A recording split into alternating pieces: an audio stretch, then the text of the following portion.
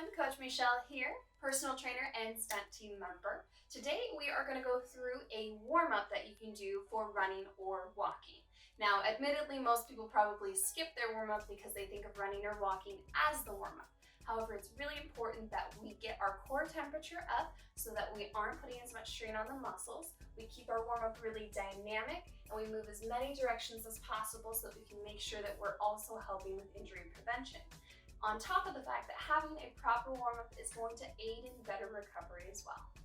So there are a few different ways that you can do it. You can actually do a warm-up where you're stationary all in one place, or you can do a walking warm-up. That's one of my favorite ways to do it. However, with our limited space, we're gonna just stay stationary for today. So the first thing that I would suggest is about 10 of each of these exercises. We're gonna do a front lunge first. Keeping your chest up, core tight, dipping forward and trying to get your back knee as close to the ground as possible. Then we're gonna go backwards. This helps with spatial awareness and proprioception, your body's awareness. We're gonna go back, also helps test your balance.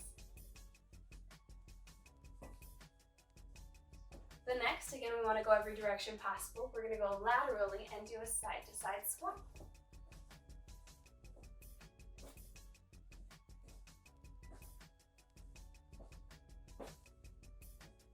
Then we're gonna go into a little bit more dynamic of a movement for the hip. We're gonna do kicks or swings. So you can take your leg across, grab onto something if you need it, and over and up.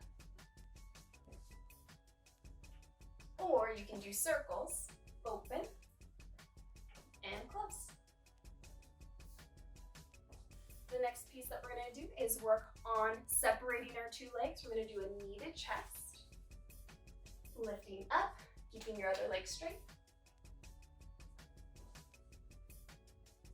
And then a quad stretch where we pull the leg behind, try to keep the knees close together and roll your hips underneath.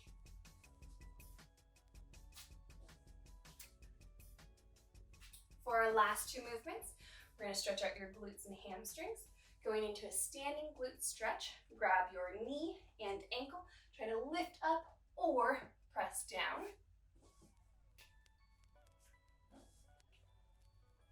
And our last movement is going to be a hamstring scoop. Put one toe up, swoop underneath, keeping that nice and dynamic.